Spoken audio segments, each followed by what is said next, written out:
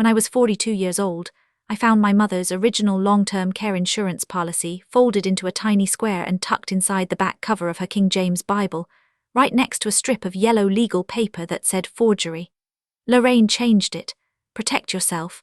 That Bible, that fragile slip of paper, and a trail of loan documents I pieced together late at night would eventually send my sister-in-law to a state prison for 6 years, force her to wear a headset that publicly announced her fraud to every caller, and redirect every dollar she earned into free legal clinics for the elderly she had tried to steal from. My name is Leela Harper. I was 42 when my mother died, and for 15 years before that day I had paid $402.33 every single month into a long-term care insurance policy on her life. The total was $72,419.40, a number I could recite in my sleep, because I had tracked it across 180 ledger sheets. Every premium posted from my account at the credit union, every dollar I did not spend on myself, so she would never have to die warehoused in a Medicaid facility.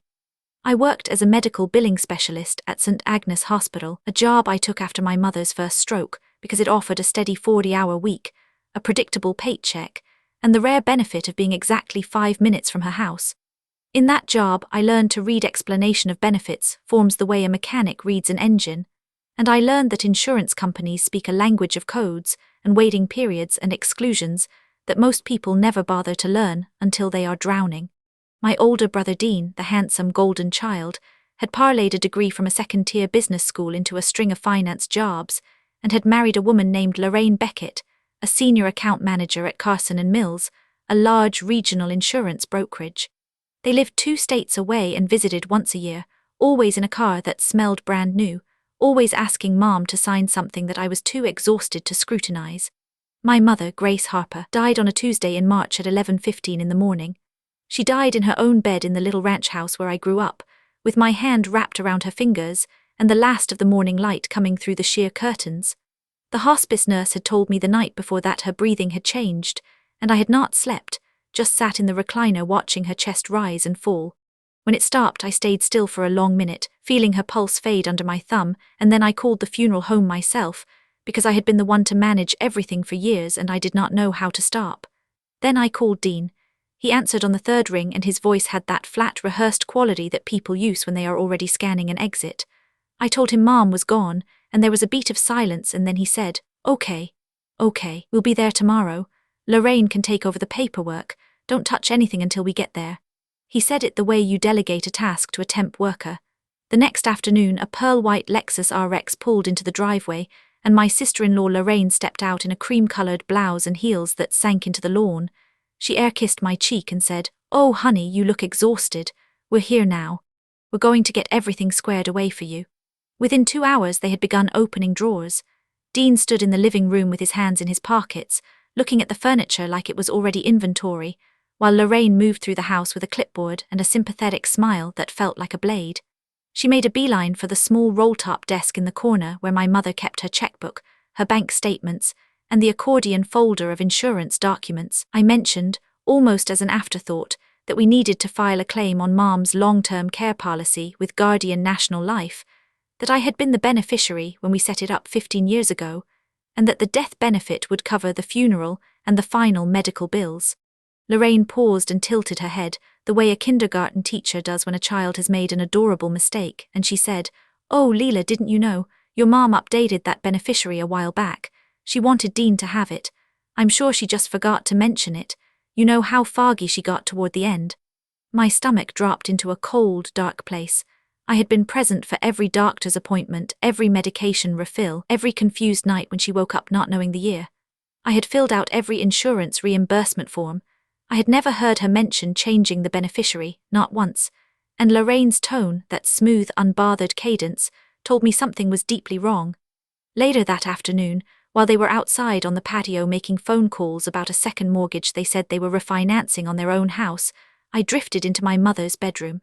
The room still smelled like her lavender hand cream. On the nightstand sat her Bible, an old leather King James with a spine cracked down the middle and pages so soft from decades of handling that they felt like fabric. I lifted it out of habit, just to hold something she had touched every night. Lorraine appeared in the doorway, saw the book in my hands and said, That old thing, just toss it in the donation bin. It's not worth anything. She smiled and then she walked away, her heels clicking on the hardwood. I did not toss it. I held it against my chest and then I went to the guest bedroom, the room I had slept in as a child, and I shut the door. I sat on the edge of the twin bed and opened the back cover. There, folded into an impassably small square, was a thick sheaf of paper. I unfolded it carefully and my hands started to shake. It was the original long-term care policy, all 12 pages, the ink still sharp, the policy number LTC 40981, printed at the top of every page. The beneficiary designation page listed me, Leela Harper, alone, and tucked behind it was a torn piece of yellow legal paper, and on it, in my mother's careful, hesitant cursive, the handwriting she had learned in a one-room schoolhouse in 1947, a single line, forgery. Lorraine changed it, protect yourself. Before I continue this story, let me know where you're watching from in the comments below. Hit like and subscribe if you believe that vulnerable family members deserve protection from financial predators. Now, back to the moment the trap began to close. I sat on that bed for a long time, staring at the note. My mother had discovered the forgery. She had been too weak, too sick, too isolated to stop it, but she had been clear-headed enough to hide the original in the one book she knew Lorraine would never open. I felt a wave of grief so strong I had to press my fist against my mouth, but I also felt something else, the cold, steady burn of a plan forming. The next 2 days were a masterclass in manipulation, but not mine yet. Dean and Lorraine painted themselves as the responsible family members swooping in to rescue their fragile, bereaved sister. Lorraine sat me down at the kitchen table with a tumbler of iced tea and a manila folder. She slid a document across the wood. It was a request for policy service form, supposedly signed by my mother, changing the beneficiary from me to Dean Harper. The date was October 14th of the previous year, and it bore a notary stamp from a local postal service center. See, Lorraine said, her voice soft as butter. She did it herself, it's all legal. The death benefit will go to Dean, but we're family. We'll share it with you, I promise. She also produced a durable power of attorney and a release of claim form that, if I signed, would hand them control of all my mother's remaining assets and end my legal ability to challenge anything. She told me they just needed my signature, and the estate would be settled in weeks, and I could finally rest. I looked at the notary date. October 14th. I had every day of that month burned into my memory. My mother had been in the intensive care unit at St. Agnes from October 9th to October 21st with bacterial pneumonia, sedated and intubated on a ventilator, completely unable to hold a pen, let alone sign a legal document in front of a notary.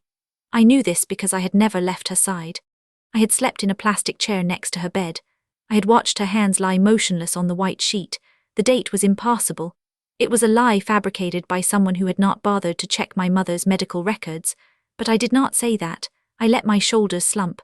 I let my eyes go unfocused the way a person in shock does. I said, "Oh, I didn't realize. My mind is so scattered right now. Can I please just look at all this later? I can't think straight." Lorraine's smile tightened by a single millimeter, the only crack in her armor, and then she said, "Of course, sweetheart, take your time. Actually, why don't you come stay with us? We have a fully furnished in-law suite above the garage, a little studio. You shouldn't be alone right now. We can take care of you while we sort out the house together." I knew it was a cage, but I needed to be inside that cage to study the bars. So I packed a small bag, a few changes of clothes, my toothbrush, and the Bible with the policy still hidden inside, and I moved into the studio above their 3-car garage the following Saturday. The studio had a separate entrance up a flight of exterior stairs and a big picture window that overlooked the side of the main house, including the French doors of Dean's home office. On my first night, I bought a simple spiral notebook at a drugstore and began a log. Every observation, every overheard conversation, every unusual purchase I wrote down in ballpoint pen, with dates and times. The first red flags came from Lorraine's phone calls. She would pace in the driveway at odd hours, phone pressed to her ear, her voice carrying up to my open window. I heard fragments. "What do you mean the underwriter flagged the note?" I processed that file myself. I certify those forms every day, it's clean. And, "Tell North Star we'll have the collateral released by Monday. The policy payout is just waiting on one signature." I recognized the term premium financing and the phrase viatical assignment, both insurance industry mechanisms that let a policyholder borrow against a future death benefit. But the death benefit was $180,000, not a fortune, yet Dean was spending like he had a private equity fund. A brand new aluminum ski boat appeared in the driveway, still wrapped in manufacturer's plastic. He bought a 5-figure watch and wore it to a dinner where he made me sit at their table and listen to him brag about his investment strategy. I did the math in my head. They were hemorrhaging cash, which meant they had likely leveraged the fraudulent policy as collateral on multiple loans, a ballooning liability that would collapse the moment someone questioned the beneficiary designation. One morning, about a week into my stay, a small blessing arrived in the form of a burst water line. The guesthouse kitchen had an under-sink copper pipe that split at a corroded elbow joint and began spraying cold water all over the cabinet. I shut off the angle stop valve in seconds, grabbed a bucket and called Lorraine's cell phone. She was at the office, Dean was out, and she said, "Just put a towel down, Leela. We'll call a plumber next week." A plumber next week while I had no running water in the kitchen was not an option, but more importantly, I did not want a stranger in the house. I wanted access. Before I took the medical billing job, I had worked 2 years as an apprentice plumber, sweating copper, running PEX, pulling permits, and I had nearly finished my journeyman's license before my mother's second stroke forced me to switch careers. I still kept a tool roll in the trunk of my old Corolla, a rigid pipe cutter, a mini press tool with 1/2-inch jaws, a set of adjustable wrenches, a roll of lead-free solder, and tucked inside a canvas pouch, a set of lockpicks I had picked up as a hobby after a neighbor's break-in years ago. I went down to the car, retrieved the tools, and fixed the pipe in 20 minutes. I cut out the corroded elbow, cleaned the pipe ends with emery cloth, fluxed the joints, and sweat in a new 90-degree copper coupling with a clean silver bead of solder. I reassembled the trap, turned the water back on, and checked for leaks. It was perfect. When Lorraine came home and saw the neatly repaired cabinet, her face did something complicated. "I didn't know you knew how to do that," she said, her tone hovering between surprise and irritation. I said, "There's a lot you don't know about me." And I let that sentence sit in the air, heavy and unlit like a fuse. The repair gave me a plausible excuse to wander the main house, looking for a screwdriver, a towel, anything to tighten some loose hinges. Dean's office was a converted den with a large oak desk, a lateral filing cabinet with 3 drawers, and a shredder bin so full of confetti that strips of paper had spilled onto the carpet. That night, while they watched a movie in the living room, I slipped back inside with a plastic grocery bag and scooped the entire contents of the shredder bin into it. I carried it up to my studio, closed the blinds, and laid a pane of glass from a picture frame across my small desk. For the next 3 hours, I sorted paper strips by color and font and edge pattern, using Scotch tape to reassemble fragments on the glass with a desk lamp shining up from underneath so I could see the alignment. The first document that emerged was a loan application from North Star Credit Union, dated 3 months ago. It listed Dean and Lorraine as co-borrowers, and the collateral description read, "Assignment of anticipated death benefit from Guardian National Life Policy, LTC 40,981, principal sum $180,000. The loan amount was $210,000. They had already borrowed more than the policy's face value, a gap they were likely covering with other credit lines or a second mortgage on the house." The second document I pieced together was part of the forged beneficiary change form. I noticed the notary stamp block contained a commission number, and I wrote it down. The filing cabinet was the next target. 2 nights later, I knew they would be out at a dinner event. I waited until the garage door closed, then crossed the dark yard and let myself into the main house with the spare key I had seen Dean leave under a fake rock. The office filing cabinet had a simple wafer lock, the kind used on most office furniture, with flat tumblers that you can manipulate in under 30 seconds if you know what you're doing. I knelt in front of it, pulled out my tension wrench and a small snake rake, inserted the wrench into the bottom of the keyway, and applied light, steady torque. Then I raked the pins in a gentle rocking motion, feeling each wafer click into the shear line. On the 4th pass, the plug rotated, and the lock opened with a soft snick. Inside, I found a hanging folder labeled Harper G. Behind a copy of the policy's terms sheet was a printout of an internal Carson and Mills email chain. The top message was from Lorraine to a junior processor named Kim, dated last September. "Kim, the beneficiary change on Harper needs a live notary verification. I'll handle the stamp. Just scan the page once I send you the signed form." Below that, the reply, "Got it, Lorraine. I'll log it as processed per your authorization." The implication was unmistakable. She was directing a subordinate to rubber stamp a forgery while deliberately bypassing the company's own verification protocols. Behind that folder, I found a thicker file labeled Policy Revisions, containing similar beneficiary change forms for 4 other elderly policyholders, all with notary stamps that looked suspiciously identical. I photographed every page with my phone, making sure the location metadata was on so that each image would carry a geotag and timestamp proving it was taken inside that house. I then closed the cabinet, relocked it, and went back to the studio, my heart hammering but my hands steady. I now had enough to prove a pattern of systemic elder fraud, but I needed external muscle. The next morning I called Guardian National Life's main line from a prepaid burner phone I had bought at a gas station. I asked for the fraud department, and after 2 transfers, I reached a senior compliance investigator named Irene Adami. She had a calm, unhurried voice that sounded like the voice of someone who has spent years listening to liars and does not get surprised anymore. I identified myself and gave her the policy number. There was a long pause and then she said, "MS. Harper, that policy has been flagged in our system since October. Your mother called our customer service line in late September. She was weak, but she was very clear. She said she was afraid a beneficiary change had been filed without her knowledge.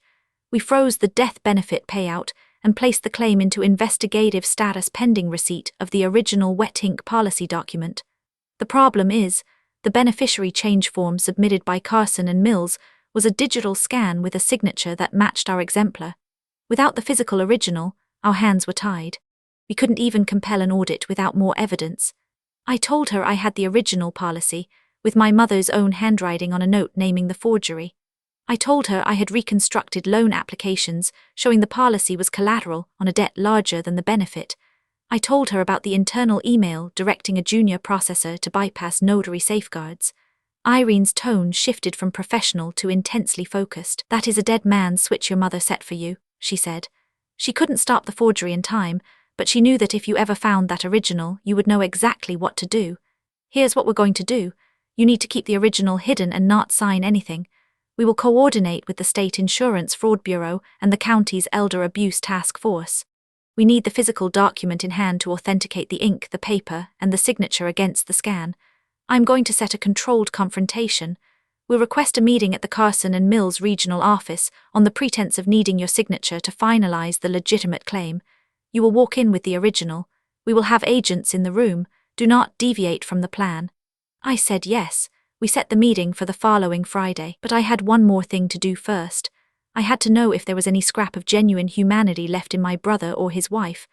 I had to know if they would pause, for even a fraction of a second, if they thought I was dying at their feet. So on the Thursday before the meeting, I staged a test. I had developed a dry, hacking cough from the stress, so the physical signs were already half there.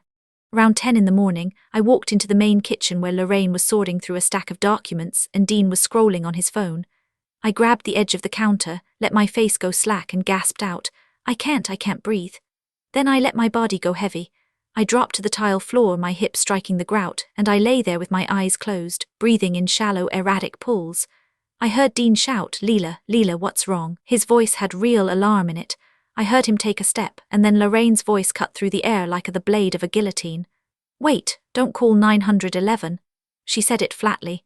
"The neighbors will see the ambulance and we have the insurance meeting tomorrow. We can't have police and EMTs poking around right now. She's been stressed. She probably just fainted. Help me get her into a chair." I felt her hand not on my shoulder, not checking my pulse, but sliding the manila folder out from under my limp arm, the one with the release form they had been badgering me to sign. I felt her step over my body, one foot actually straddling my shins, to reach the counter behind me. I heard the folder hit the granite. Then she said, her voice dropping to a low, venomous hiss, "Get up, Leela. We know you're faking. We need to go to the notary and you're wasting time. You have always been so dramatic ever since we were kids." Dean said weakly, "Lorraine, she might really be hurt." And Lorraine hissed back, "Shut up, Dean, shut up." I opened my eyes. The ceiling was white and blank and entirely indifferent. I whispered, "You would let me die for a piece of paper." Lorraine snapped, "You are not dying. Get up. We have errands to run." I stood up slowly, and the look I gave her was so cold and so calm that she actually stepped backward, her heel catching on the rug. I said, "You're right. I'm done delaying. Let's go tomorrow." They took that as surrender. They had no idea that every word they had just said was already memorized, and that I would replay it in my mind during every second of what came next. Friday morning, Lorraine announced we were driving to the Carson and Mills regional office downtown, a glass and steel building with a lobby that smelled of carpet cleaner and ambition. She said the insurance company needed my signature on a beneficiary acknowledgement form as part of the standard claims release, and since I had been the originally named beneficiary, They needed me to certify I had no claim. It was a lie, and I knew it. The real reason was that Irene Adami had requested a live, notarized statement from all parties, and she had used the meeting as a trap. I wore a simple navy dress, and I carried a large canvas tote with my mother's Bible, the original policy, and the note. We took the elevator to the 4th floor. The receptionist led us into a long conference room with a mahogany table, floor-to-ceiling windows, and a court reporter already seated in the corner, her stenotype machine ready. At the head of the table sat Irene Adami, a sharply dressed black woman in a grey blazer, and beside her were 2 men in dark suits who identified themselves as investigators with the State Insurance Department's fraud unit. Lorraine's confident smile faltered. "What is all this?" she asked, her voice a little too high. Irene said, "Just routine verification, Ms. Beckett. Please take a seat." They had me sit directly across from Lorraine. Dean slouched in a chair off to the side, his face pale and damp. Lorraine produced the beneficiary change form from her briefcase and slid it toward me. "Leela, we just need you to sign this release form, confirming you were aware of your mother's change of beneficiary. Then the claim can process and we can all move forward." I looked at the form. The date was October 14th. My mother's signature was a wobbly, jagged scrawl that looked like someone had traced an image rather than written from memory. I lifted my gaze and met Lorraine's eyes. "That's not my mother's signature." She laughed, that tinkly corporate laugh. "Oh honey, signatures change when people get sick. You know how it is. The notary stamp is right there, it's verified." I reached into my tote and pulled out the Bible, heavy and worn. I set it on the table. Then I unfolded the original policy and the yellow note and placed them side by side. "The real signature," I said, my voice steady and clear, "is on the original policy here, dated 15 years ago, naming me as the sole beneficiary. And this note is in my mother's handwriting, written after she discovered the forgery. She wrote forgery. Lorraine changed it, protect yourself." The room went absolutely silent. Irene picked up the original policy and held it next to the tablet where the scanned forgery was displayed. She pointed to the capital G in Grace Harper. On the original, it was a precise loop with a slight flourish, consistent with a woman who had written her name the same way for 70 years. On the forgery, the G was a shaky oval with an extra stroke. Irene nodded to the agents. One of them said, "Lorraine Beckett, you are under investigation for felony insurance fraud, elder exploitation and forgery. You have the right to remain silent." Lorraine's face went from confusion to fury in a heartbeat. "This is a setup, that Bible is planted. She's a bitter, jealous woman who couldn't stand that Dean was getting what he deserved." I spoke over her, calm and lethal. "You told me to throw that Bible away. You said it wasn't worth anything, but my mother hid the truth inside it, and she knew I would find it. The notary date you used, October 14th, was the day she was in the ICU on a ventilator at St. Agnes. She was chemically sedated for 11 days. She never left the bed. I have her hospital records, and I have the nurses as witnesses. She could not have signed that form." One of the investigators produced a warrant for Lorraine's company email, and another handed me a flash drive to transfer the photographs I had taken of the internal email and the other victim files. Dean started crying. I didn't know about the forgery." But I pulled the reconstructed loan application from my tote and set it on the table. "Your signature is on this loan, Dean. You listed Mom's policy as collateral. You knew you were spending money that didn't belong to you. You just didn't care." They handcuffed Lorraine in that glass conference room under the fluorescent lights as a junior associate from the firm watched from the hallway. As they led her out, she turned and looked at me with something like hatred and something like disbelief. "You think you're so clever," she spat. "I'll be out in a year." She was wrong. That was the last time she spoke to me as a free woman. The investigation that followed nearly broke the fraud unit's case backlog. State investigators and the FBI's Elder Fraud Task Force uncovered 18 additional forged beneficiary changes across 3 states, all targeting elderly policyholders who had no family watching their paperwork. The same notary stamp appeared on 11 of them. The email chain I had photographed led them to Kim, the junior processor, who cooperated and testified that Lorraine had instructed her to bypass the verification queue for VIP clients. Lorraine had siphoned over $4 million in total, using her position to redirect benefits from the dead to the living who had no right to them. She was charged with 3 counts of felony elder fraud, forgery, conspiracy to commit insurance fraud, and money laundering. The trial lasted 3 weeks. I testified for 2 of those weeks, walking the jury through every step I had taken, from the moment I found the Bible to the moment I knelt in front of a desk with a lockpick in my hand.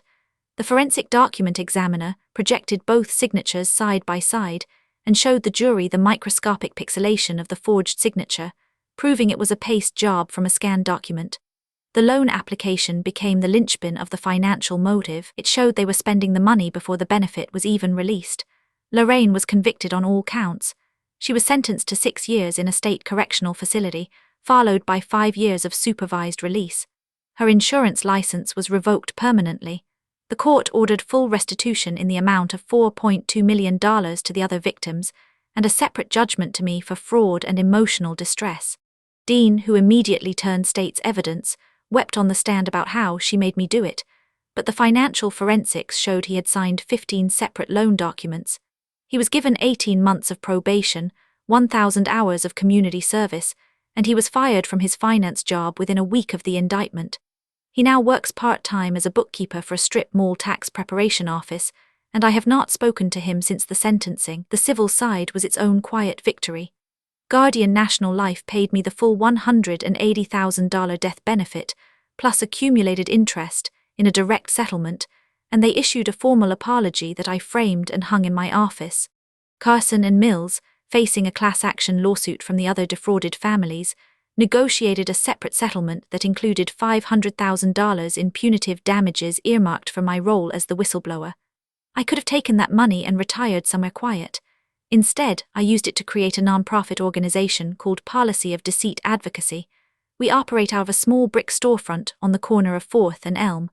Our mission is threefold. First, we conduct free forensic audits of long-term care and life insurance policies for any senior who requests one, using the same techniques I learned in that guest house. We trace premium payment histories, cross-check notary commission numbers, and compare original wet ink signatures against scanned records. Second, we partner with 2 local law schools to run elder law clinics where students and pro bono attorneys help families contest forged beneficiary changes, and we've already recovered over $3 million in stolen benefits across 22 separate cases. Third, we lobby state legislatures for what we call Grace's Law, a bill that would require mandatory wet ink verification on all beneficiary changes for policyholders over 65, so a scan can never again override the truth. And Lorraine, after she served her time and was released into a work furlough program for non-violent offenders, received a court order mandating that she perform her restitution through community service at an organization that directly benefits her victims. I made sure that organization was Policy of Deceit Advocacy. She is our receptionist. She sits at a small cubicle in the front lobby every morning at 9, and when the phone rings, she picks it up and says, "Policy of Deceit Advocacy, how may I help you?" The headset she wears is not a standard office model. It contains a small embedded audio chip that plays a pre-recorded message after every call transfer, in her own voice. "You have been assisted by a former felon convicted of elder fraud, case number 2023 F1142. This call is monitored for quality assurance." The court approved the device as a condition of her community service, on the grounds that transparency serves the public interest. She hears that case number 50 times a day, every workday. And every 2 weeks, 60% of her wages are garnished and redirected directly into the operating budget of our free legal clinics. The remaining 40% after taxes is just enough for her to rent a small apartment and buy groceries. She will spend the rest of her working life funding justice for the people she once stole from. There is a small brass plaque on the counter of that lobby that reads, "In memory of Grace Harper, who trusted the truth to outlast a lie." My mother was not a lawyer or a detective. She was a quiet woman who wore cardigans and read her Bible at night, not out of blind faith, I think, but because the rhythm of the verses gave her a room of her own inside her mind. When she saw the forgery happen, when she realized her daughter-in-law had stolen a document that was meant to protect me, she did the one thing Lorraine's arrogance could not anticipate. She took the original paper and folded it into the back of a book she knew would be thrown away otherwise. She trusted me to find it. She trusted that I had paid every premium every month, even when money was tight and I was tired because I had promised her. She knew I had kept my tool roll in the trunk. She knew I had a stubbornness, a temper that aimed right, could dismantle an entire scheme built on pretty smiles and forged ink. I miss her every day, but I carry her with me into every policy we audit, every notary stamp we verify, every phone call that rings in that lobby. She taught me that the quietest people see the clearest, and that a single piece of paper held close and wielded at the right moment can bring down an empire. Have you ever discovered a dark secret about someone you trusted completely? How did you handle it? Let me know in the comments. If you believe in standing up for those who cannot protect themselves, hit like and subscribe, and I'll bring you more stories of justice served. I'm Leela, and I'll see you in the next one.